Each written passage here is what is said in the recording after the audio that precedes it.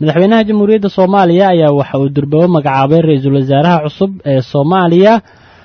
arrimahaas waxaa la socday aadan Ibraahim Farax Shuuq oo horteeda fadhiya aadan bal waxaad nooga warantaa marka hore magacaabista wasiirka koobaad ee xukuumadda Soomaaliya waad mahadsantahay Cabdishakuur ra'iisul wasaaraha cusub ee Soomaaliya waxaa la magacaabay saaka roortii hore intoosan ra'iisul wasaare madaxweynuhu ka dhoofin dalka oo san dhinaca boqortooyadu qaban ra'iisul wasaarahan waxaa lagu magacaabaa Xasan Cali Khayre CV ama sooyaal ahaan wali lama soo bandhigin laakiin waa nin ganacsade ah sidoo kalena arrimaha bini'aadanimada ka shaqayn jiray waa qurba joog dhalasho wuxuu haysaa dalka Norway ah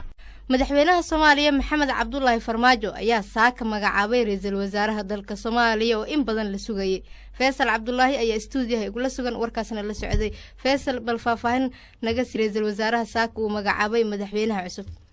oo santahay Faiso warar laga helay madaxtooyada Soomaaliya ayaa xaqiijinaya in madaxweyne Maxamed Cabdullaahi Maxamed Farmaajo saaka aroortii uu magacaabay ra'iisul wasaaraha Jamhuuriyadda Federaalka Soomaaliya shakhsiga uu madaxweynaha u xushay inuu u magacaabo ra'iisul wasaaraha ayaa magaciisa waxaa la dhahaa Xasan Cali Khayre waa nin qurba joog ah oo dalka dibaddiisa ka yimid macluumaad badan aanan laga haynin ninkan oo arrimaha gargaarka iyo ka shaqaynayay sanadihii u dambeeyay sidoo kalena ganacsada ah wuxuu haystaa dhalashada dalka Norway marka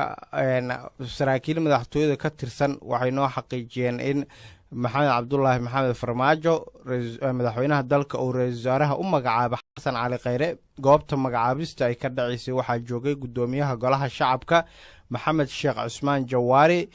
marka ilaa hadda waxaanan faahfaahin rasmi ah aanan laga helin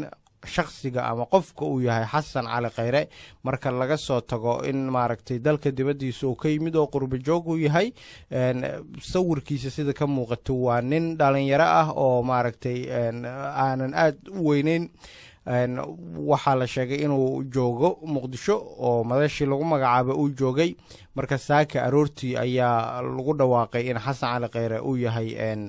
ra'iisul wasaaraha dalka madaxweynaha Soomaaliya Maxamed Cabdullaahi Farmaajo ayaa saakay waxa uu ku dhawaaqay ra'iisul wasaaraha cusub waxaana uu xilkaasi u magacaabay mudane Xasan Cali Khayre Xasan Cali Khayre waa nin dhalinyaro ah waxa uu ku noolaa wadanka Norway waxa uu dhashay 1968 waxa uu ama bal la soo shaqeeyay hay'adda NRC ee laga leeyahay dalka Norway oo uu madax u ka soo noqday dhawaanahan waxa uu ku noolaa dalka Ingiriiska isaga oo madax ka ahaa hay'adda Soma Oil and Gas magacaabista ra'iisul wasaaraha ayaa imaanaysa maalin kadib markii madaxweyne Maxamed Cabdullaahi Farmaajo loo caleemo saaray xilka madaxweynaha dowladda federaalka ee Soomaaliya madaxweynaha